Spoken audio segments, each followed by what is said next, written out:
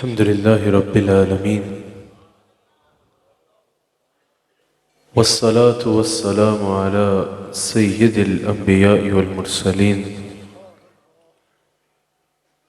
अम्मा बाद फ़क़द क़ाल अल्लाह तबारक व तआला फ़िल क़ुरानिल करीम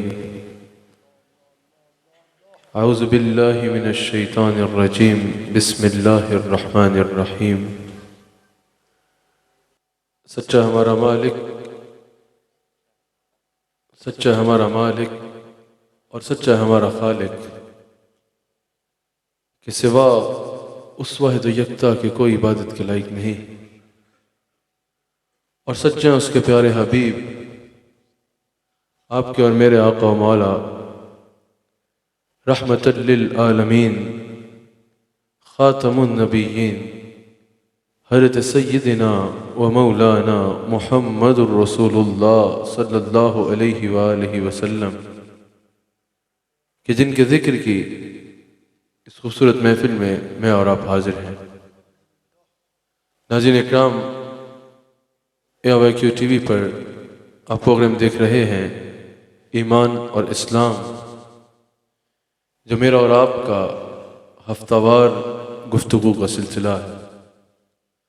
अल्हम्दुलिल्लाह मेरे मुर्शिद करीम इस बज़्म मोहब्बत की सदारत फरमा रहे हैं। अल्लाह करीम हमारे शेख कामिल की बरक़ात में मज़ीद इजाफ़ा फरमाए और हम सब को इससे इस्तिफ़ादा करने की तौफ़ीक़ अता फरमाए। AYQ TV के एग्ज़ेक्टिव प्रोड्यूसर मेरे भाई जनाब आमिर फ़याज़ी भी तशरीफ़ फरमा हैं। अल्लाह ताला AYQ TV की खिदमत दीन को अपनी बारगाह में कबूल व मंजूर फरमाए। QTV के इस प्रोग्राम में आपके इल्म में है, हम हर हफ्ते किसी नए उन्वान पर गुफ्तगू करते हैं जिससे हम अपनी भी और पूरी दुनिया में सुनने वाली नाजरीन की इस्लाह मकसूद होती है कि हम जहाँ हुज़ूर अलैहिस्सलातु वस्सलाम के साथ निस्बत का इजहार करते हैं, जहाँ हम औलियाए इकराम के साथ हुज़ूर अलैहिस्सलातु वस्सलाम की निस्बतों के साथ अपनी निस्बत का इजहार करते हैं, वहाँ ये सिर्फ ज़ुबानी दावे की हद तक महदूद न रहे, बल्कि ये निस्बत का इजहार हमारे अमल से भी नज़र आए। आज नाज़रीन इकराम AYQ TV पे मैंने जिस उन्वान पे आपसे कलाम करना है वो तसव्वुफ़ की हकीकत है कि तसव्वुफ़ की हकीकत क्या है। यकीनन पूरी दुनिया में तसव्वुफ़ को बड़े इंटरेस्टिंग सब्जेक्ट के तौर पे पढ़ा जाता है।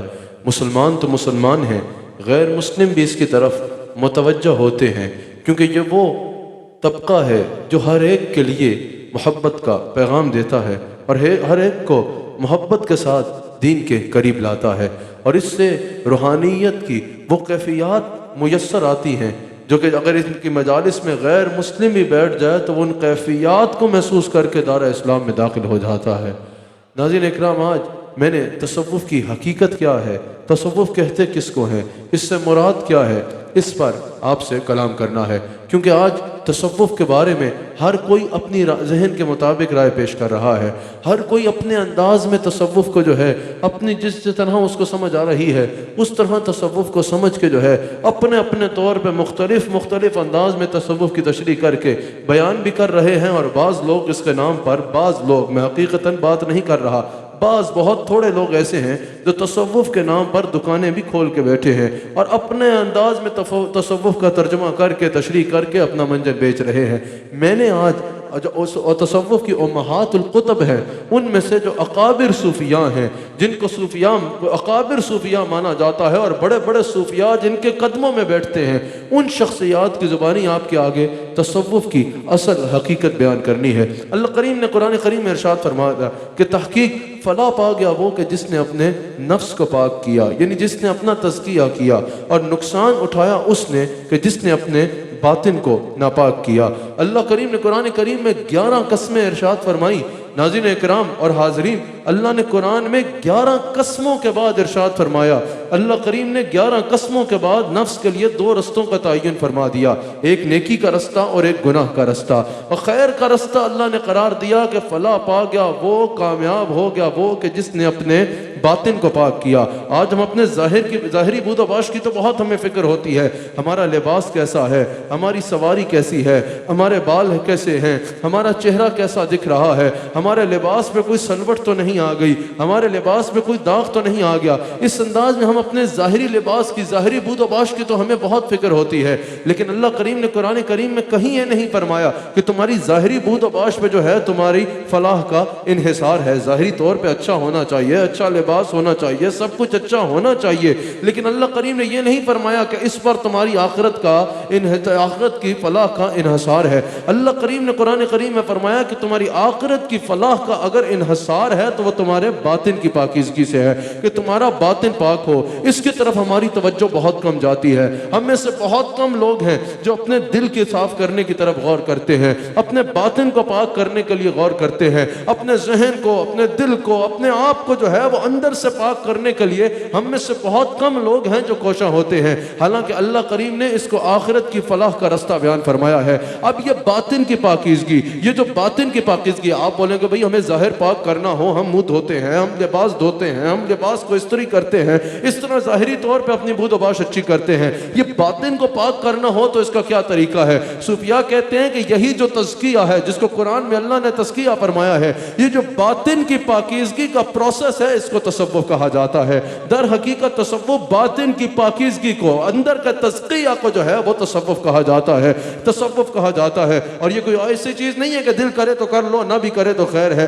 अल्लाह करीम कुरान करीम में सूरह आले इमरान की आयत नंबर 164 में इरशाद फरमाता है, अल्लाह करीम ने जब हुजूर अलैहिस्सलाम के मकासिद बेहसत का जिक्र फरमाया, हुजूर के फराइज़ नबूवत का जिक्र फरमाया, तो पहला फरमाया कुरान की तिलावत करना, दूसरा फरमाया तज़किया करना यानी बातिन को पाक करना, और फिर तीसरा दर्जा दिया किताब व हिकमत के इल्म देने को। अब मुफस्सिरीन कहते हैं यहाँ सवाल यह है, किताब व हिकमत के इल्म की कितनी फजीलत है, कितनी फजीलत है इल्म हासिल करने की, कितनी फजीलत है किताब व हिकमत का इल्म सीखने की, लेकिन अल्लाह करीम ने किताब व हिकमत के इल्म के जिक्र से पहले तज़किया का जिक्र फरमाया। यानी जो इल्म है ना, उससे पहले अल्लाह करीम ने तज़किया का जिक्र फरमाया कि रसूलुल्लाह लोगों के वयुज़क्कीहिम, रसूलुल्लाह लोगों के दिलों को पाक करते हैं, रसूलुल्लाह लोगों के अंदर का तज़किया करते हैं। मुफस्सिरीन फरमाते हैं इसकी वजह यह है, अगर किसी का तज़किया नहीं हुआ ना, अगर किसी का सीना पाक नहीं हुआ, अगर किसी का तज़किया नहीं हुआ, अगर वो मदरसा जाएगा, वो दीन की तालीम हासिल करेगा, तो वो जो मालूमात में इजाफा है ना, वो उसके लिए तकवे में इजाफे का बायस नहीं बनेगा, बल्कि तकब्बुर में इजाफे का बायस बन जाएगा।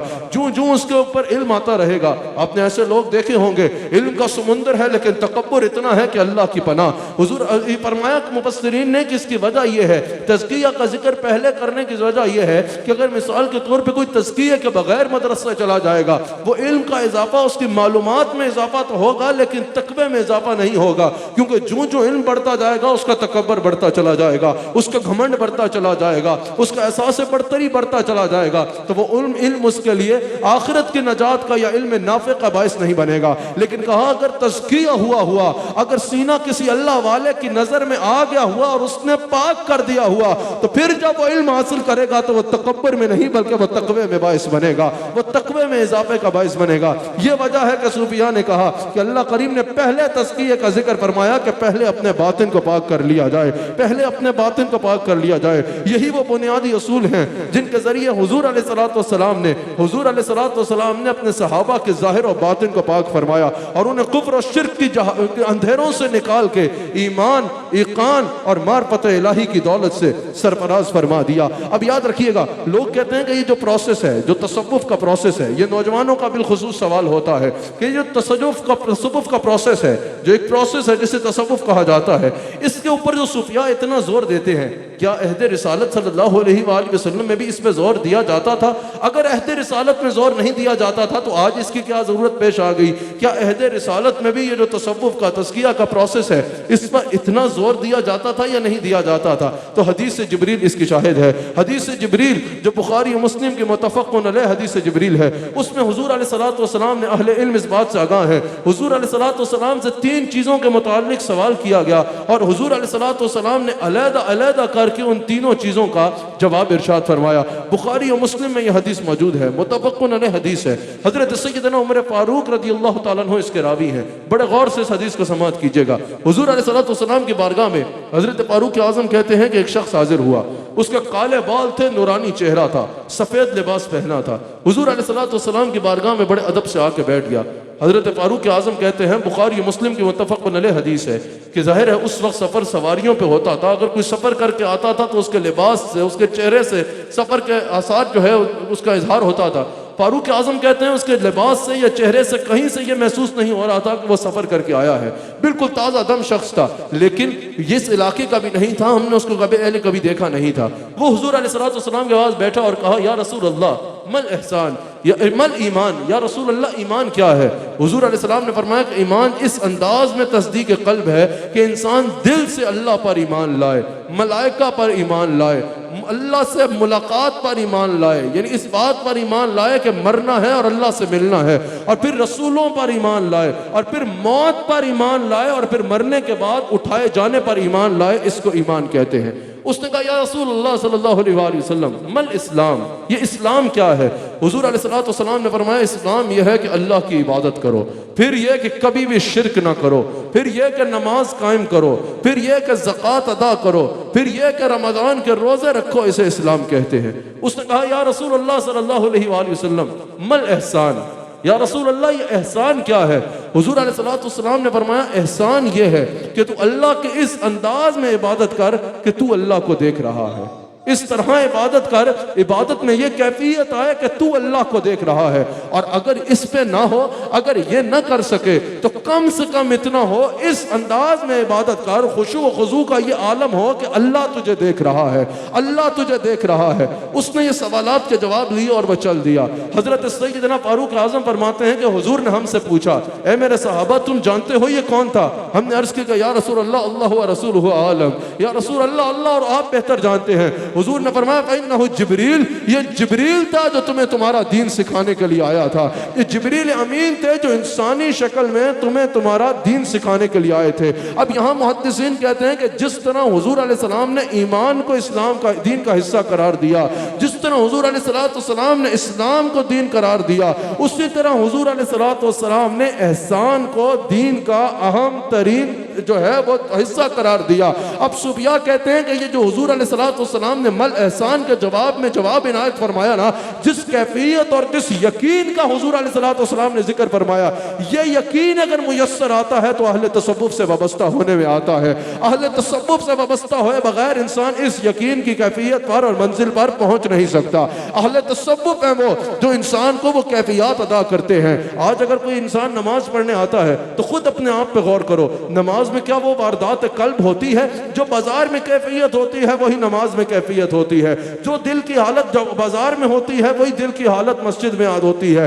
जिस तरह जहन बाजार में आगे पीछे फिर रहा होता है, उसी तरह जहन मस्जिद और मेहराब में भी आगे पीछे फिर रहा होता है। लेकिन एहसान के जवाब में हुजूर ने फरमाया, एहसान ये है कि खुशू व खुजू का ये आलम हो कि तुम अल्लाह को देख रहे हो, और अगर इस दर्जे पे नहीं हो तो ये हो कि अल्लाह तुम्हें देख रहा है, यानी पूरी तवज्जो इंसान की अपने रब की तरफ हो। सूफिया कहते हैं कि ये कैफियत जिस तरीक के जरिए मुयस्सर आती है उस तरीक को तसव्वुफ कहा जाता है। अहले तसव्वुफ का मकसद ये है कि जो इनके साथ लग जाए वो उसको इस कैफियत में लेके आते हैं। सूफिया ने कहा, सूफिया इस हदीस की तशरीह यूं करते हैं कि तू अल्लाह को देख रहा है ये मंजिल मुशाहदा है, और अल्लाह तुझे देख रहा है ये मंजिल मुजाहदा है।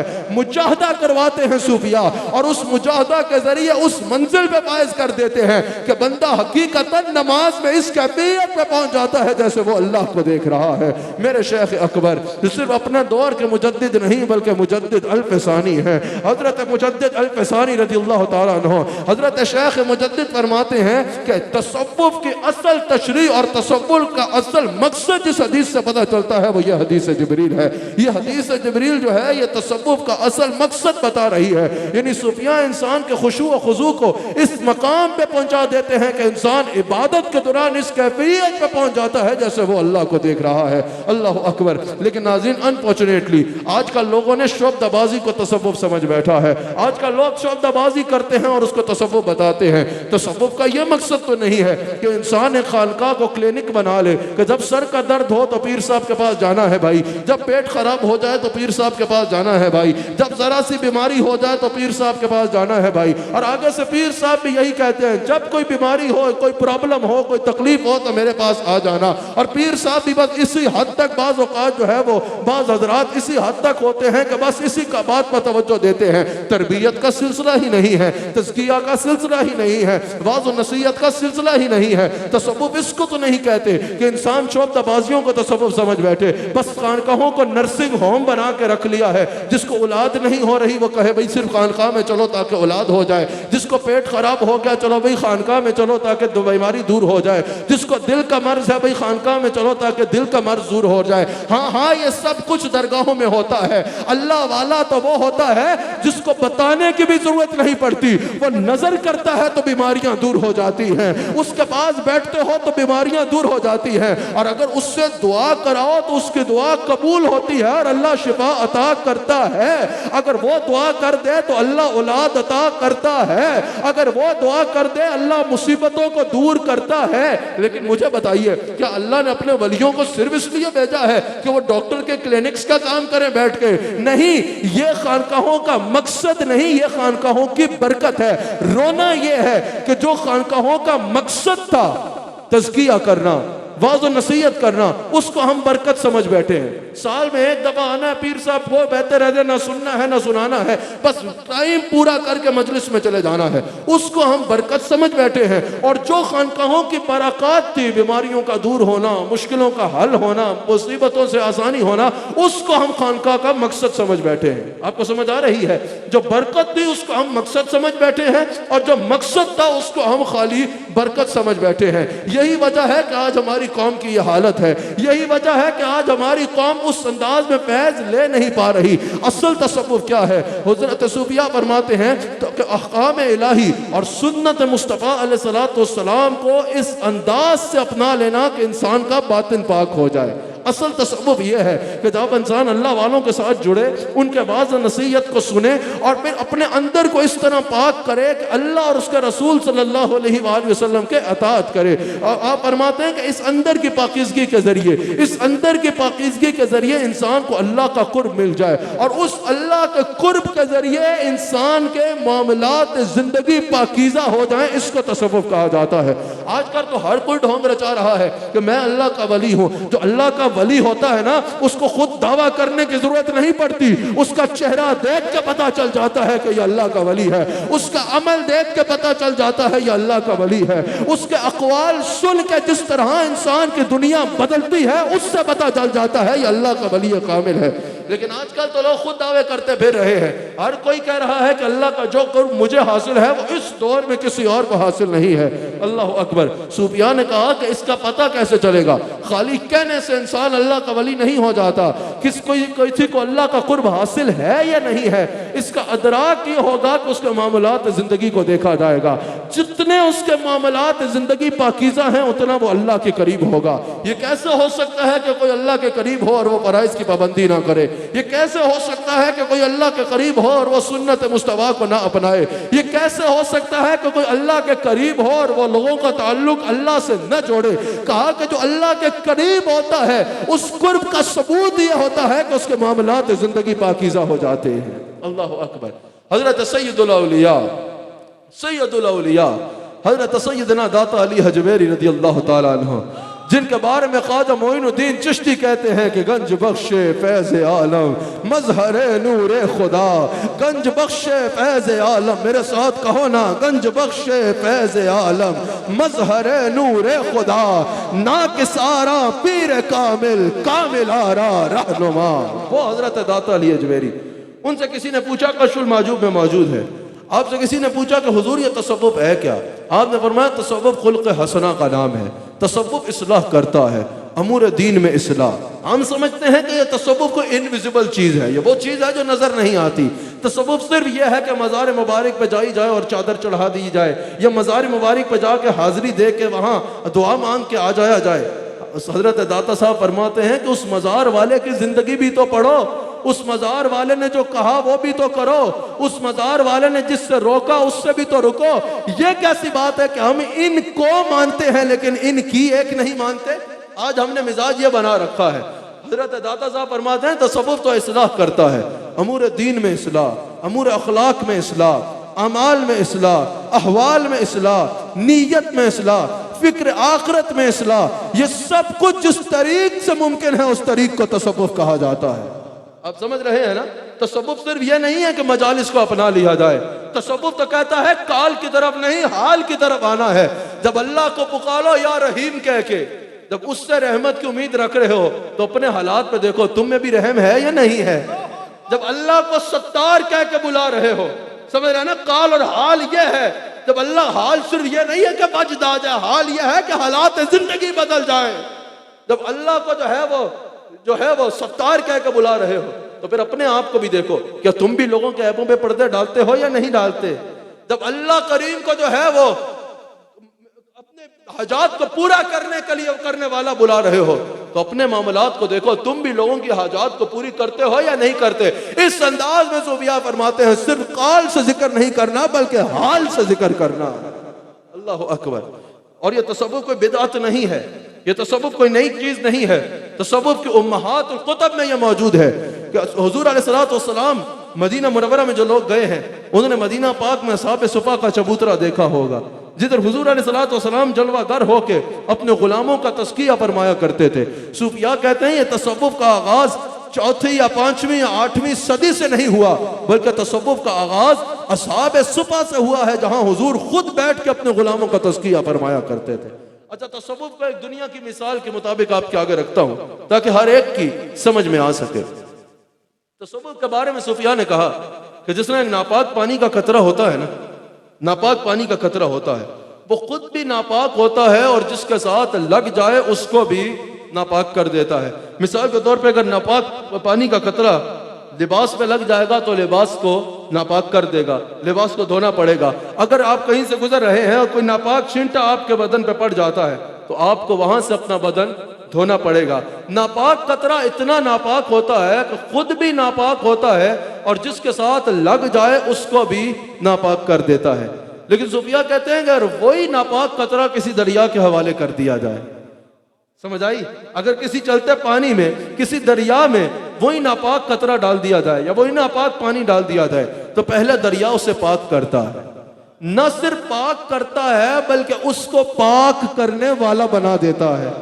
वो कैसे कि वही नापाक पानी जब दरिया में मिल जाएगा, दरिया में मिल गया, दरिया में मिला, दरिया ने उसको पाक कर दिया। अब वो पानी चलते चलते आगे आया और आगे कोई वुजू कर रहा है और वही पानी जो दरिया में मिला वो उसके वुजू के पानी में मिल जाता है।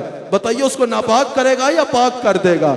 यानी दरिया का आलम यह होता है कि वो न सिर्फ नापाक कतरे का पाक करता है बल्कि आगे पाक करने वाला बना देता है। वो कहते हैं यही मिसाल तसव्वुफ की है। तसव्वुफ न सिर्फ पाक करता है बल्कि अगर कोई अहले तसव्वुफ के पास आता है ना, अहले तसव्वुफ उसका तज़किया करते हैं, उसके सीने को पाक करते हैं, फिर उसको जिक्र करवाते हैं, अल्लाह का जिक्र करवाते हैं, हुजूर की मोहब्बत उसके सीने में भरते हैं, उसका मनाजिल तय कराते हैं, यहाँ तक कि वो जो नापाक शख्स आया था वो निकलता है तो लोगों को पाक करने वाला बन जाता है। किससे छुपा है? हज़रत अबा यजीद बुस्तामी रहमतुल्लाह का वाक़या। हज़रत अबा यजीद बुस्तामी का एक वाक़या आपको इसमें सबूत पे पेश कर दूं ताकि आपको समझने में आसानी हो। हज़रत अबा यजीद बुस्तामी रहमतुल्लाह को पता चला कि आपके इलाके में, और ये हम नक्शबंदियों के शेख हैं, हज़रत अबा यजीद बुस्तामी को पता चला कि आपके इलाके में एक फाहिशा औरत आई है, एक बदकार औरत आई है और उसकी वजह से पूरा इलाका जो है वो गुनाहों की तरफ राग़िब हो रहा है, पूरा इलाका गुनाहों की तरफ जा रहा है। ये फर्क होता है अल्लाह वाले में। आपने ये नहीं फरमाया जाओ डंडे मार के निकाल दो, वो भी कहते तो दुरुस्त होता, लेकिन आपने क्या फरमाया? सूफिया का अंदाज तबलीग सुनो। अब वो कतरे वाली मिसाल ज़हन में रखना कि पाक भी करते हैं और पाक करने वाला भी कर देते हैं। आपने फरमाया कि उस औरत का मकाम किधर है? बताया गया हजरत फला मकाम पे है, पूरा इलाका वहां जाता है और उसकी वजह से गुनाहों का इर्तिकाब करता है। आपने फरमाया चलो उसके अंदर चलते हैं। आप खुद चल के उसके मकाम पे चले गए, आप गए, आपने फरमाया तेरी कीमत क्या है? यहाँ हजरत हमारे शेख और सूफिया एक वक्ता बयान करते हैं कि मुरीद को कैसा होना चाहिए। कुछ लोग थे जो कह रहे थे देखो इतना बड़ा शेख है और कहाँ जा रहा है, इतना बड़ा शेख है और किस मकाम पे जा रहा है। और जो असल मुरीद थे ना वो कह रहे थे देखना हमारा शेख वहां जा रहा है, अब उसकी किस्मत बदल जाएगी। ये एतमाद का मंजिल है। अल्लाह अकबर। हजरत बायजीद बुस्तामी वहां गए और उस औरत से पूछा कि तेरी एक रात की कितनी कीमत है। उसने अपनी कीमत बताई, आपने उसको कीमत अदा कर दी। आपने फरमाया जा पाक लिबास पहन के पाक होके आ। वो औरत गई, साफ लिबास पहन के पाक होके आई। आपने फरमाया यहाँ पाक कपड़ा बिछा, उसने पाक कपड़ा बिछाया। आपने फरमाया सजदा रेज हो जा। अल्लाह अकबर। उसने कहा बाबा जी यहाँ लोग इस काम के लिए नहीं आते, यह आप क्या करा रहे हो। आपने फरमाया मैं तेरी कीमत अदा कर चुका हूं, अब जो कह रहा हूं वो कर। उस औरत को कीमत अदा हो गई थी, वो सजदे में गिर गई। वहां वो औरत सजदे में गिरी, वो फाहिशा औरत वहां सजदे में गिरी। यहां बायजीद बुस्तामी ने निगाहों को आसमान की तरफ उठाया, कहा या अल्लाह जाहिर बदलना मेरा काम था, दिल बदलना तेरा काम है। जानते हो क्या हुआ? लम्हों में उस औरत को तौबा नसीब हुई, लम्हों में वो औरत तायब हुई। एक नजर से आपने उसको रूहानियत के आला मकाम पे फायज कर दिया। सुफिया कहते हैं वो औरत अपने दौर की अल्लाह की वलिया बनी। सिर्फ वो वलिया नहीं बनी, आगे कई पुश्तों तक उस औरत की नस्ल में मादरजात वली जन्म लेते रहे। ये है फयाजी साहब उस शेर की तशरीह कि निगाह मर्द मोमिन से बदल जाती हैं तकदीरें। ये है वो नशेर कि निगाह वली में वो तासीर देखी, बदलती हजारों की तकदीर देखी। ये तकदीर ऐसे बदलते हैं दुनिया को दिल से निकाल देते हैं और अल्लाह और उसके रसूल की मोहब्बत को भर देते हैं। अच्छा ये रूहानी दुनिया में ना अहले तसव्वुफ के हाँ रूहानी दुनिया में शेख जो होता है ना उसको रूहानी बाप कहा जाता है। क्या कहा जाता है? रूहानी बाप कहा जाता है। सूफिया कहते हैं इसकी वजह यह है कि एक इंसान का जिस्मानी बाप होता है, जो इंसान का वालिद होता है जिस्मानी बाप होता है, वो इंसान को गुनाहों से पाक दुनिया में लाने का बायस बनता है। जब वो दुनिया में लाने का बायस बनता है तो इंसान बिल्कुल गुनाहों से पाक दुनिया में आता है।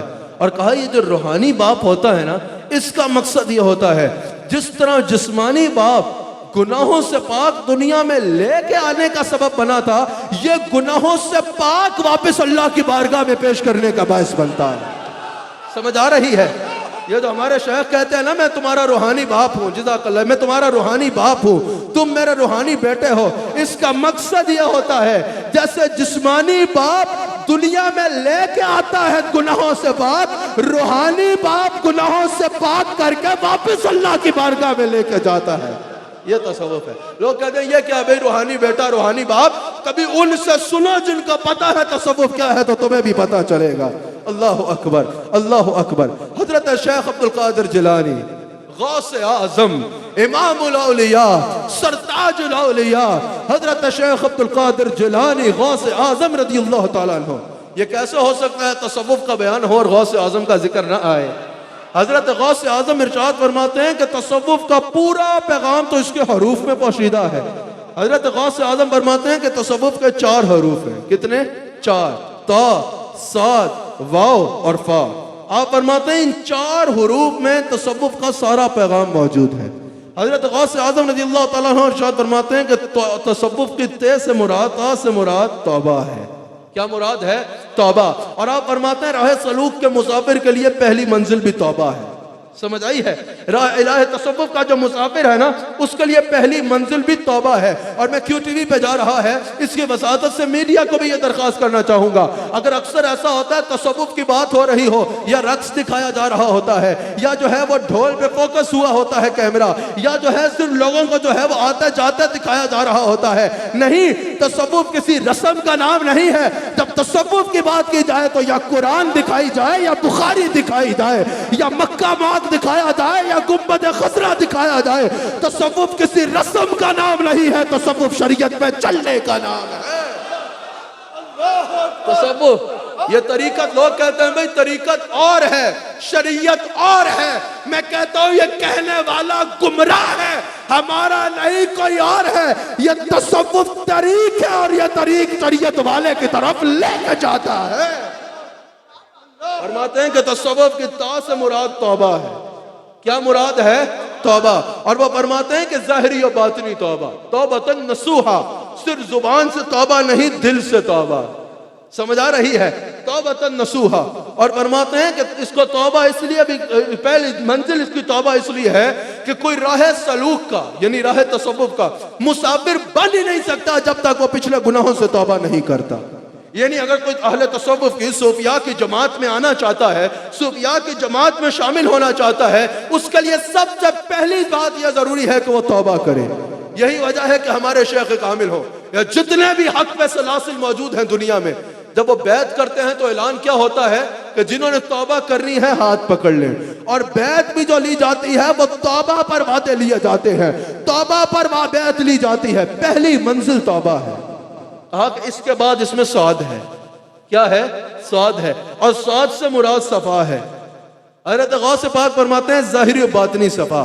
सफा से मुराद यह कि इंसान अपने दिल को पाक करे, हसद से पाक कर ले, बुग़्ज़ से पाक कर ले। आज हमने ना चंद अमाल को ही दीन समझ के, उन्हीं को दीन समझ के बैठ गए, लेकिन जो उसका मकसद था वो ले ही नहीं रहे। जो असल मकसूद था, जो असल कैफियत मकसूद थी, वो हम ले ही नहीं रहे। नमाज हम पढ़ते हैं, लेकिन नमाज से जो इंसान को खुशू और खुजू चाहिए, क्या हम वो लेते हैं? जल्दी जल्दी टलखाते हैं और वापस चले जाते हैं। रोजा तो हम रख लेते हैं, लेकिन जो उसका मकसद तकवा है, क्या कभी हम बैठ के उस पर सोचते हैं? नहीं सोचते। हम ज़कात तो देते हैं, लेकिन क्या वो इसार का जज्बा लेते हैं?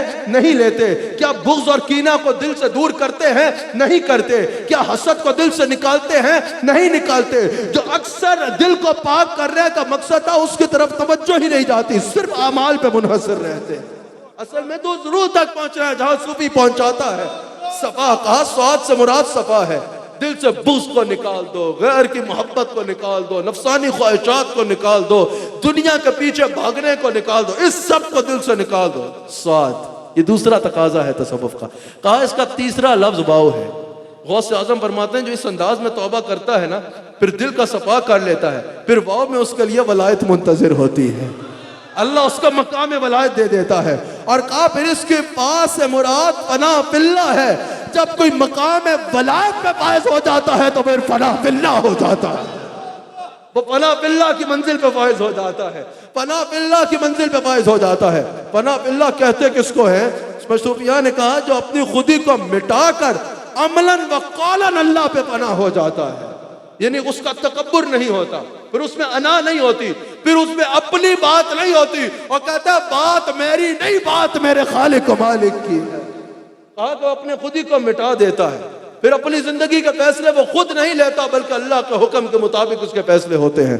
और अमलन व कौलन अल्लाह की जात पे पना हो जाता है तो अल्लाह उसे बका दे देता है, यानी वो अपने ख्वाहिशात को मार देता है, अपने आप को मिटा देता है अल्लाह और उसके रसूल के आगे। कैसे? खाली नारा लगा के नहीं कि मेरी जान कुर्बान है, बल्कि हकीकतन वो अपने मामलात जिंदगी से हर चीज वो निकाल देता है जिससे अल्लाह और उसके रसूल ने मना किया है। उसको फना फिल्लाह कहते हैं। और जब अल्लाह पे फना होता है ना तो फिर अल्लाह उसे बका दे देता है। ये जो दुनिया के पीछे फना होते हैं ना, अगर कोई दुनिया के चक्कर में मर जाता है, कोई इश्क माशूकी में मरते हैं, कोई दुनिया के जो है वो मनसब लेने के लिए मरते हैं, वो वाक़यातन मर जाते हैं। किसी ने कहा ना मजनू हुआ बदनाम, तू लैला को दिल देकर मेरे नबी को दिल दिया होता तो क्या होता। जो दुनिया के पीछे भागते हैं ना वो वाक़यातन पनाह हो जाते हैं, लेकिन जो अल्लाह के ऊपर पनाह होते हैं ना अल्लाह उनको बका दे देता है। यहां मजार है ख्वाजा अब्दुल करीम का। 150 साल पहले अल्लाह का वली यहां चटाई पे बैठ के अल्लाह अल्लाह अल्लाह करता था। मरना हर किसी ने है, यह भी अपनी कब्र अनवर में चले गए। मुझे बताओ 150 साल पहले पिंडी का नाम क्या था, किसी को पता है? 150 साल पहले यहाँ का गवर्नर कौन था, किसी को पता है? 150 साल पहले यहाँ किस बादशाह की हुकूमत थी, किसी को पता है? 150 साल पहले यहाँ कौन वजीर आजम था, किसी को पता है? किसी को नहीं पता। लेकिन अरब व अजम में बच्चे बच्चे को ख्वाजा अब्दुल करीम का नाम पता है। वजह क्या है? ये दुनिया पे नहीं अल्लाह पे फला हुआ है। भैया जी साहब मैं लाहौर गया, मैं बादशाही मस्जिद वैसे ही चला गया। वहां उन्होंने कहा कि ईशा की नमाज पढ़ा दे। मैंने कहा पढ़ा देते हैं। मैंने ईशा की नमाज पढ़ाई। मैं वहां से निकला ना जब बादशाही मस्जिद से, तो मैंने देखा एक बहुत बड़े किले का दरवाजा है। मेरे साथ वहां की सारी इंतजामिया आ गई। जब उन्हें पता चला मैं आया हूं, मैंने पूछा ये इतना बड़ा दरवाजा किस चीज का है? कहा यह किला है। मैंने कहा यहाँ कौन रहता था? कहा यहाँ फला फला फला बादशाह रहता था। मैंने कहा यार इतना बड़ा किला उनका था? कहा हाँ उतना, ये सारा बड़ा जो किला है उनका था। मैंने कहा क्या पूरे लाहौर पे हुक्म उनका चलता था? उन्होंने कहा कहां से आए हो, कहां की अकल है, पूरे लाहौर पे नहीं पूरा हिंदुस्तान पे उनका हुक्म चलता था। मैंने कहा उनके कहीं किसी के करीब में कब्र है? कहा बिल्कुल कब्र है। मैंने कहा वहां तो बहुत रश होता होगा। कहा रश क्या होना है, महीने बाद कोई सफाई करने चला जाए तो चला जाए, वरना कोई फातिहा पढ़ने भी नहीं जाता। मैंने कहा फिर बादशाह इसको तो नहीं कहते। मैंने कहा साथ वाले मोहल्ले में एक फकीर होता था अली हजवेरी, 1000 साल पहले चटाई पे बैठ के अल्लाह अल्लाह अल्लाह करता था। 1000 साल के करीब हो गया उसे कब्र में गए, लेकिन आज भी बड़े बड़े बादशाह उसकी चौखट पे सलामी देते हैं, बड़े बड़े ताजदार वहां दरियोजा करी करते हैं, बड़े बड़े सन्नतकार वहां झाड़ू देते हैं, कतारें लोगों की वहां लगी होती है। मैंने कहा बादशाह वो नहीं होता जो दुनिया के पीछे भागता है, बादशाह वो होता है जो अल्लाह पे फलाह हो जाता है। बादशाह वो होता है, बादशाह वो होता है जो अल्लाह पे पनाह हो जाता है। याद रखना, दुनियादार बाकी नहीं रहता, दुनिया का इक़्तिदार भी बाकी नहीं रहता, जिंदगी में खत्म हो जाता है। दुनिया की दौलत भी बाकी नहीं रहती, दुनिया की रंगीनियां भी बाकी नहीं रहती, दुनिया की चांदनी भी बाकी नहीं रहती, दुनिया का इख्तियार भी बाकी नहीं रहता, लेकिन जो उस बाकी के साथ ताल्लुक बना ले वो बाकी हो जाता है। हम नक्शबंदियों में एक पीर है, हम नक्शबंदियों का एक पीर है जिसको बाकी बिल्लाह कहते हैं। आपको पता है इनको बाकी बिल्लाह क्यों कहते हैं? एक मर्तबा हजरत बाकी बिल्लाह के पास एक शख्स आया, फयाई साहब, उसने हजरत से पूछा कि हुजूर ये पनाह क्या है और बका क्या है? आपने फरमाया कल आना, कल बताऊंगा। वो अगले दिन आया तो उसने देखा बहुत ज्यादा रश था। उसने कहा लगता है आज हजरत ने तकरीर करनी है और आज के बयान में बताएंगे कि पनाह क्या है और बका क्या है। वो मजमे में लग गया। उसने पूछा इतना रश क्यों? कहा बाकी बिल्लाह का इंतकाल हो गया है। वो परेशान हो गया कि हजरत ने मुझे बताना था आज जवाब और आज ही फौत हो गए, कल बता देते। अल्लाह अकबर। उसने कहा ये रश इतना खड़ा क्यों? एक रवायत में यह है कि आपने फरमाया कि कल आना, कल बताऊंगा, और एक रवायत में यह है कि आपने फरमाया जब मैं मरूंगा ना, जो मेरा जनाजा पढ़ाएगा उससे पूछना पनाह क्या है और बका क्या है। अल्लाह अकबर। उसने पूछा यहाँ इतना रश क्यों है? कहा आपने वसीयत की थी कि एक निकाब पोश शख्स आके मेरा जनाजा पढ़ाएगा, उससे पूछना कि वो आके मेरा जनाजा पढ़ाएगा, जब तक वो नहीं आता जनाजा नहीं पढ़ाना, उसका इंतजार। इतनी देर पे एक सवारी पे सवार निकाब पोश शख्स आया, उसने जनाजा पढ़ाया। वो जाने लगा तो वो शख्स दौड़ा उस अल्लाह के वली के पास। कहा हुजूर डरे एक सवाल का जवाब दे जाए। कहा क्या मसला है? कहा हुजूर पनाह क्या है और बका क्या है? कहा बाकी बिल्लाह से नहीं पूछा था। हैरान हो गया कि इनको कैसे पता? क्या हुजूर बिल्कुल बाकी बिल्लाह से पूछा था, लेकिन वो तो बहुत हो गए। आपने चेहरे से कपड़ा हटाया तो खुद हजरत बाकी बिल्लाह थे, मैयत की तरफ इशारा किया, कहा वो पनाह थी और ये बका है। इसका मतलब पता क्या है? इसका मकसद पता क्या है? बाकी बिल्लाह ने बताया ये दुनिया का वजूद फानी है, ये दुनिया फानी है। अगर दुनिया के पीछे भागोगे तो जब मरे तो कहानी खत्म, फना हो जाओगे।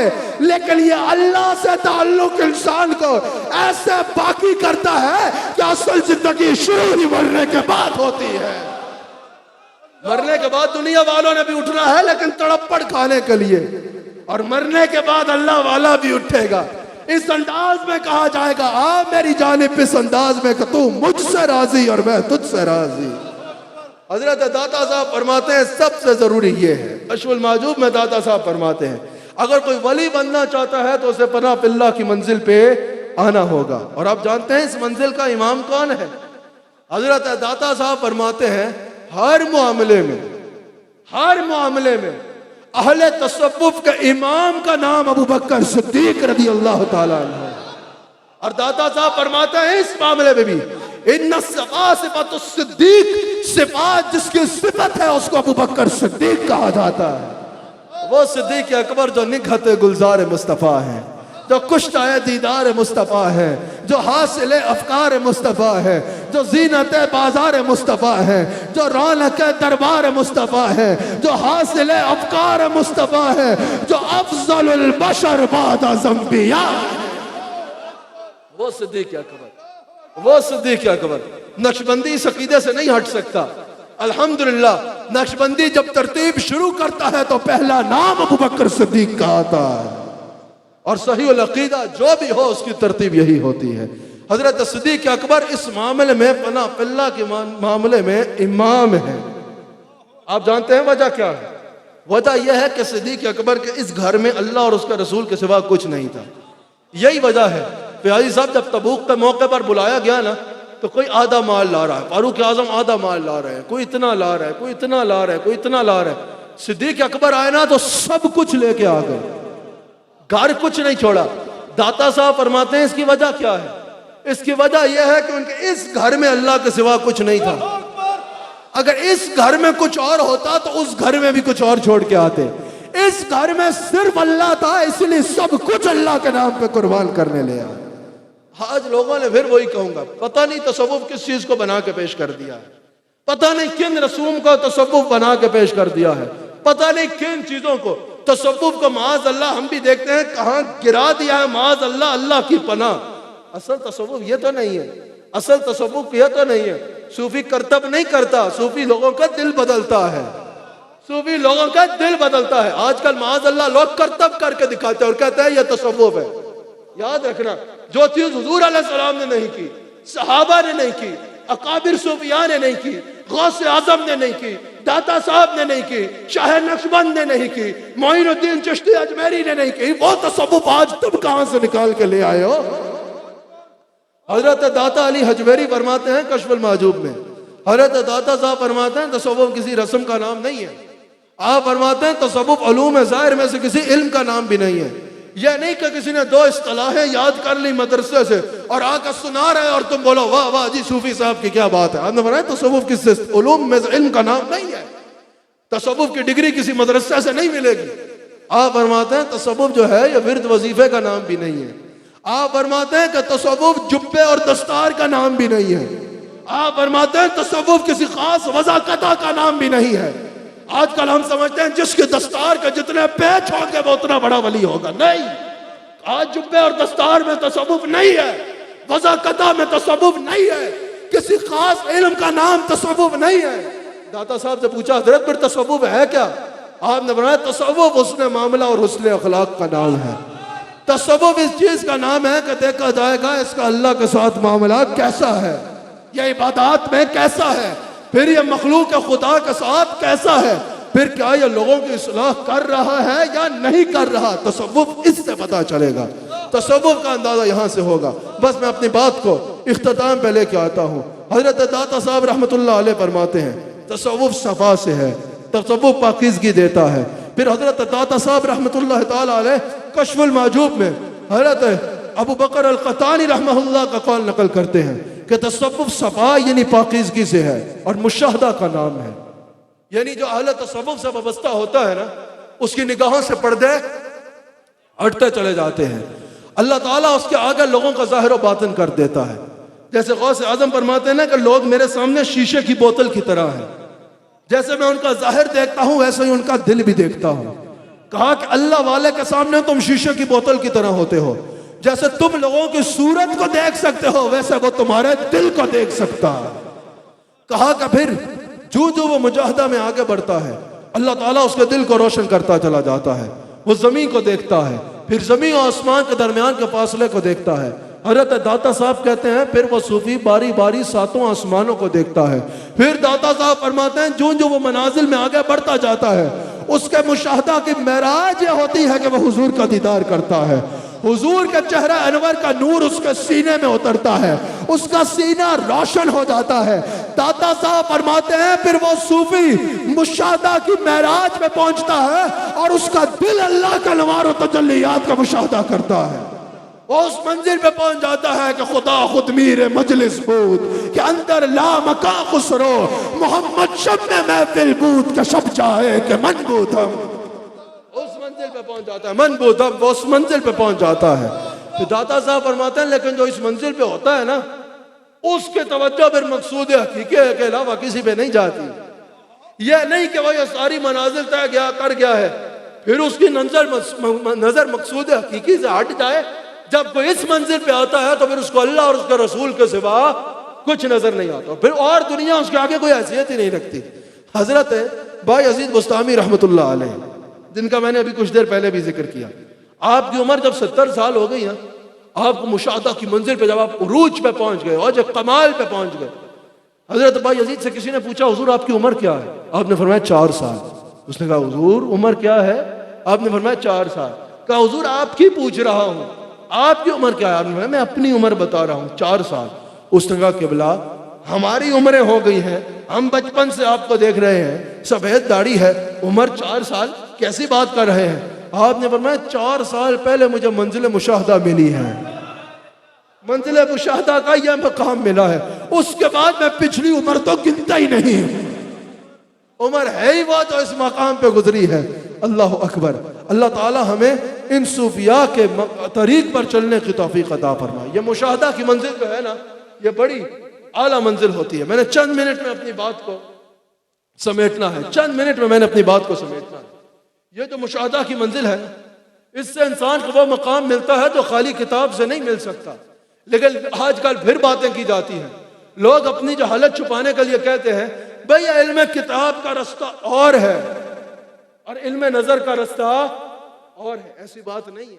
याद रखना, हर इल्म किताब वाले के पास इल्म नजर नहीं है, हर इल्म किताब वाले के पास इल्म नजर नहीं है, लेकिन हर इल्म नजर वाले के पास इल्म किताब है। ये जहन में रखना। समझ आ रही है या नहीं? हर इल्म नजर किताब वाले के पास, हर आलिम के पास इल्म नजर नहीं है, लेकिन हर सूफी के पास इल्म किताब है। हजरत मुहद्दिस इब्न जौज़ी रहमहुल्लाह, इनका अहले तसव्वुफ में भी बड़ा नाम है और अहले इल्म में भी बड़ा नाम है। उलमा इनके नाम से बखूबी आगाह है। हजरत मुहद्दिस इब्न जौज़ी जो है ना, ये बाद में तो बहुत बड़ा सूफी बने। आपको पता है ये पहले अहले तसव्वुफ के सख्त खिलाफ थे और अहले तसव्वुफ के खिलाफ गुफ्तगू किया करते थे कि ये सूफी जो है ये किस्से कहानियां सुनाते हैं, इनके पास जाकर वक्त जाया ना किया करो।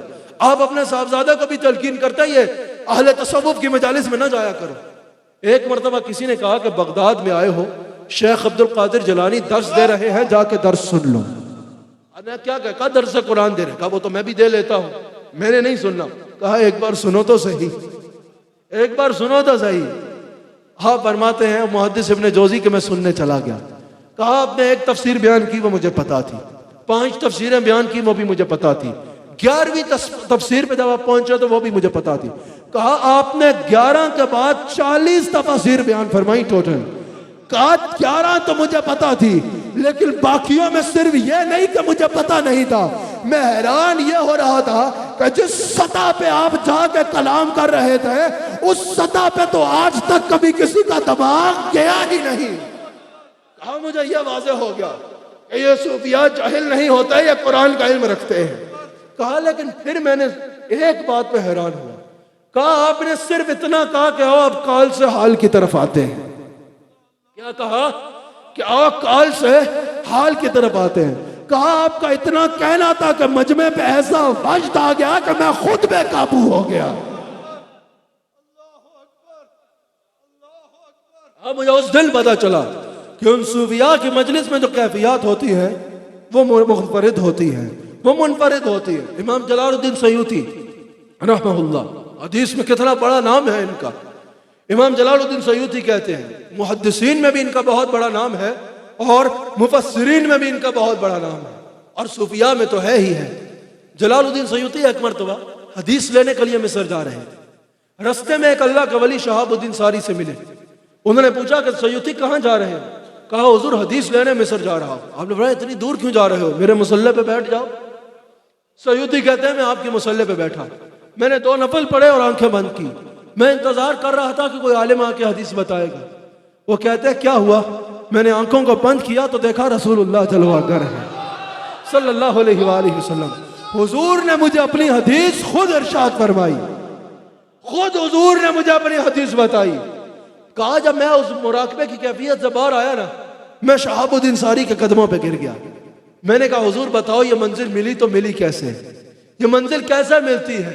हजरत शहाबुद्दीन सारी ने जवाब दिया, मैं आपको बता दूं ये मंजिल कैसे मिलती है, आपको भी बात समझ आनी है। हजरत शहाबुद्दीन सारी ने कहा सयूती जिंदगी का 40 दिन ऐसे गुजार कि तवज्जो रसूलुल्लाह से ना हटे, तवज्जो रहे तो हुजूर की तरफ रहे, अल्लाह तुझे ये मंजिल अता फरमा देगा। फिर आपको पता है मसलक देवबंद का कि बहुत बड़े इमाम अल्लामा अनवर शाह काश्मीरी कहते हैं कि जलालुद्दीन सयूती उस बंदे का नाम है जिसको उसके बाद 72 मरतबा जागती आंख से मुस्तफा का दीदार हुआ। ये मंजिल मुशाहदा सूफिया से मुयस्सर आती है, जिनका यौम विलादत भी है हजरत ख्वाजा हबीब रहमान रहमतुल्लाह अलैह। वो कहते हैं कि अगर मुझे कोई हदीस समझ में नहीं आती ना, मैं आंखों को बंद करता हूँ, हुजूर के बारगाह में पेश हो जाता हूँ, हुजूर मुझे खुद अपनी हदीस समझा देते हैं। जिस वाक़या पर मैंने अपने आज के लेक्चर को कंक्लूड कर देना है, खत्म कर देना है, इंशाल्लाह फिर आइंदा किसी प्रोग्राम में ही हाजी साहब QTV पर ही इस तसव्वुफ के मौजू को लेके आगे चलेंगे इंशाल्लाह। हजरत मौलाना रूम को देखो ना, ये मंजिल कैसे मिली? दरिया के किनारे बैठ के दीन पढ़ा रहे, अल्लाह के वली गुजरे शम्स तबरेज। पूछा मौलाना ये क्या है? जलालुद्दीन रूमी ने कहा बाबा आगे बढ़ो, ये वो है जो तुम नहीं जानते। ये क्या है? ये वो है जो तुम नहीं जानते। शम्स तबरेज ने क्या किया? सारी किताबें दरिया छुपा देती। मौलाना हैरान हो गए, कहा मेरी उम्र की कमाई जाया कर दी, ये क्या कर दिया? शम्स तबरेज ने पूछा मौलाना परेशानी किस बात की? कहा किताब दरिया में डाल दी। आने का ठहर, आपने दरिया से किताब निकाली तो किताब सलामत थी, आपने झाड़ा तो उससे धूल उड़ी। मौलाना रूम हैरान हो गए, कहा शम्स तबरेज ये क्या है? कहा ये वो है जो तुम नहीं जानते। कदमों पे गिरे, कहा मौलवी हरगिज़ न शुद मौलाए रूम ता गुलाम शम्स तबरेज़ी न शुद। लेकिन याद रखिएगा, इससे मकसद ये नहीं है कि उलमा पे उंगली उठाई जाए, उलमा पे तनकीद की जाए कि इनको क्या पता। याद रखिएगा असल जो हुजूर अलैहिस्सलाम के दीन के वारिस हैं वो ये सूफिया और ये उलमा है, वो ये सूफिया और ये उलमा है। इसीलिए कहते हैं कि जो उलमा किसी भी अहले तसव्वुफ के सिलसिले से वाबस्ता हो गए ना, वो सिलसिला आलिया नक्शबंद हो, वो सिलसिला चिश्तिया हो, वो सिलसिला कादरिया हो, जो भी सलासिल है हक के उनसे मुंसलिक हो गए ना, तो वो आलिम भी वली का दर्जा रखता है। ये जो जाहिद खुश्क की बात है ना वो और होती है, जिन्होंने इल्म तो हासिल कर लिया लेकिन तस्किया नहीं है, वो इल्म तकब्बुर में बदल गया, उनके लिए तो कई हदीस भी मौजूद है। वरना अकाबिरीन उम्मत की कदर करना सीखो। नाज़रीन इकराम, इसके साथ ही QTV के आज के प्रोग्राम का वक्त अपने अख्ताम पे पहुंचता है। इंशाअल्लाह फिर किसी प्रोग्राम में आपसे दोबारा मुलाकात होगी। अल्लाह ताला हम सबको सही मानों में अहले तसव्वुफ के रस्ते पे चलने की तौफीक अता फरमाए।